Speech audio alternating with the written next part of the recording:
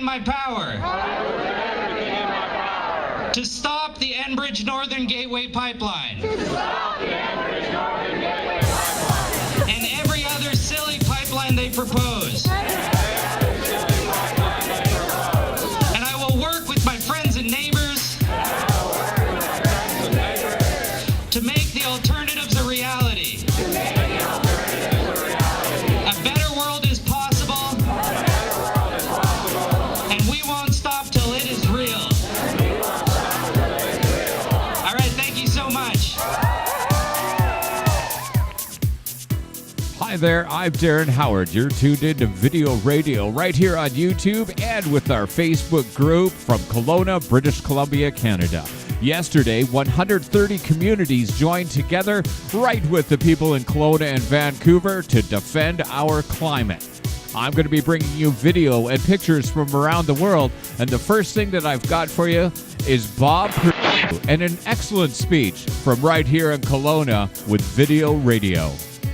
And one of the reasons we did our World Paddle out there was to bring attention to these coastal dune lakes and the fact that they're so rare on the planet and they need our help and they need our care.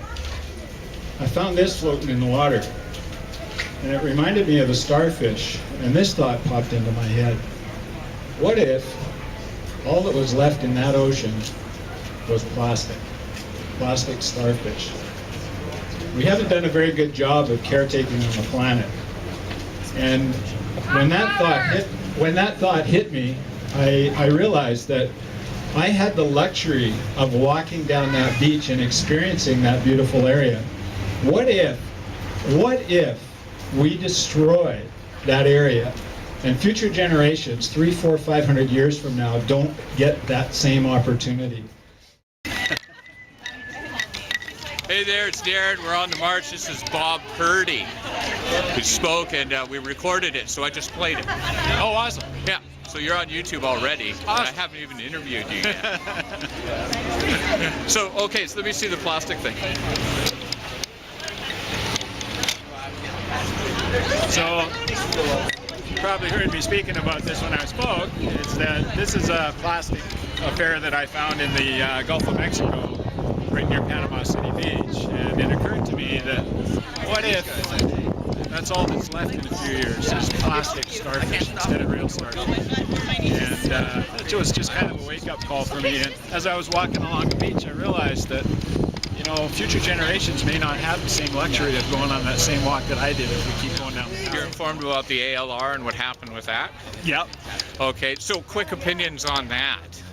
Well, there's a number of things. The ALR is just one in a long series of decisions that our decision makers are either considering or have made. And the way I'm looking at them right now is they're out of control.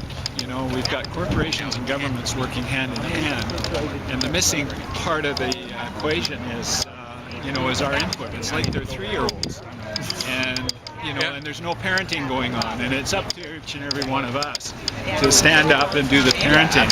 These decision makers are speaking in half truths or no truths, and it's not right.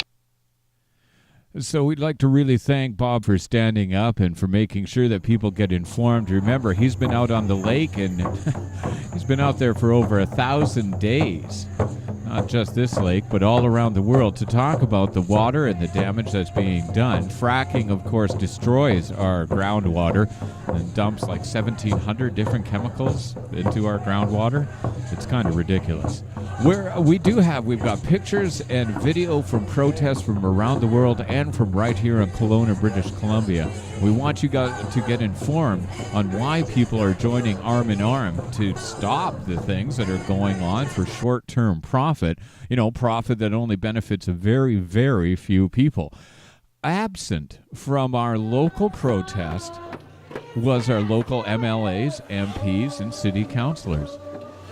Why on earth do they say that they are community leaders when they don't stand up and defend our climate from very few profiteers who are making sure that our entire environment goes right into the toilet? I don't know, but down in Vancouver, things were a bit different. So I want you to check out this. We're addicted to these things. My name is Nathan Cullen. I'm the Member of Parliament from Skeena, Bulkley Valley. I want to acknowledge us standing here on the traditional territories, Sailtooth, the Musqueam, and the Squamish people, unceded traditional territory of the First Nations people of this beautiful province in this magnificent country, who have not been respected by their own government for decades after decades. And what we talk about here today, each amongst us, is a new generation, a new vision for what this can be in this country. Now, I'm joined here by some friends. Murray Rankin, the Member of Parliament from Victoria. Spencer Chandra Herbert from here in beautiful Vancouver. My dear friend Jennifer from the North Coast, MLA, and Robin Austin, a member of the Legislative Assembly from Skeen. Now, for those of us that live in the North, we've been fighting this battle for years. And we have fought sometimes with a feeling that we might be alone. And I stand in front of you here today and look upon these beautiful faces and that gorgeous mountain behind us, and I can go back home to my people and say, we are not alone in this struggle.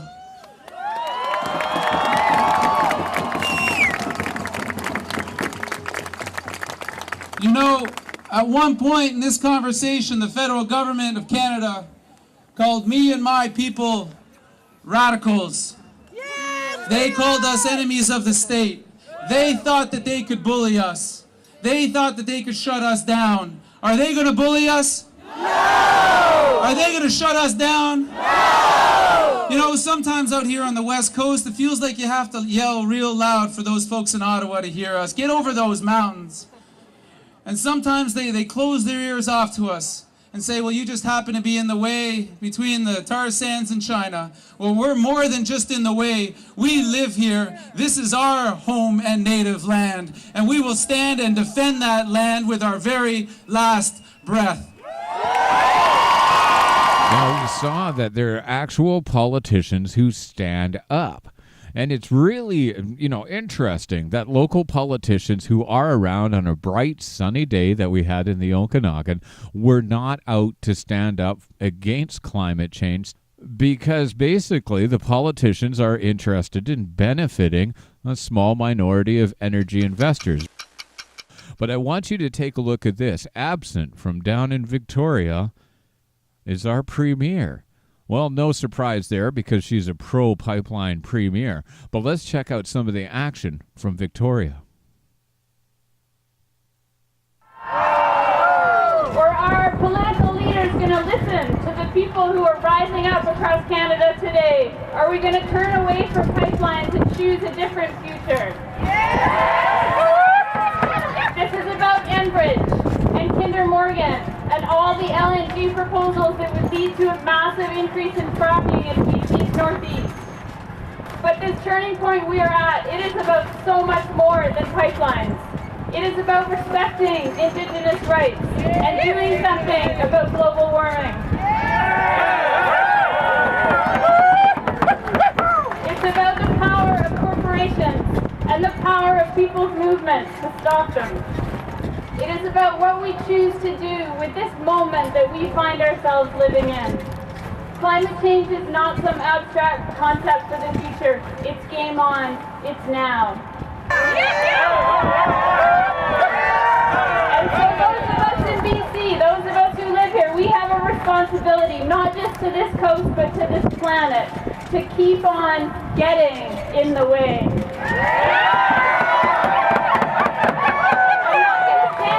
Tell you that any of this is going to be easy. We're up against the global oil industry and a federal government that is turning our country into a petrostate and a provincial government that seems determined to follow down that path. We are starting to see what making decisions based on oil looks like. It looks like muzzling scientists, gutting environmental laws, scaling back public participation, continuing to deny Aboriginal title and rights, using taxpayer dollars to fund tar sands advertising, and undermining international climate negotiations. doesn't think consent is required, who says that he doesn't take no for an answer. Well, I'm here to say that no means no.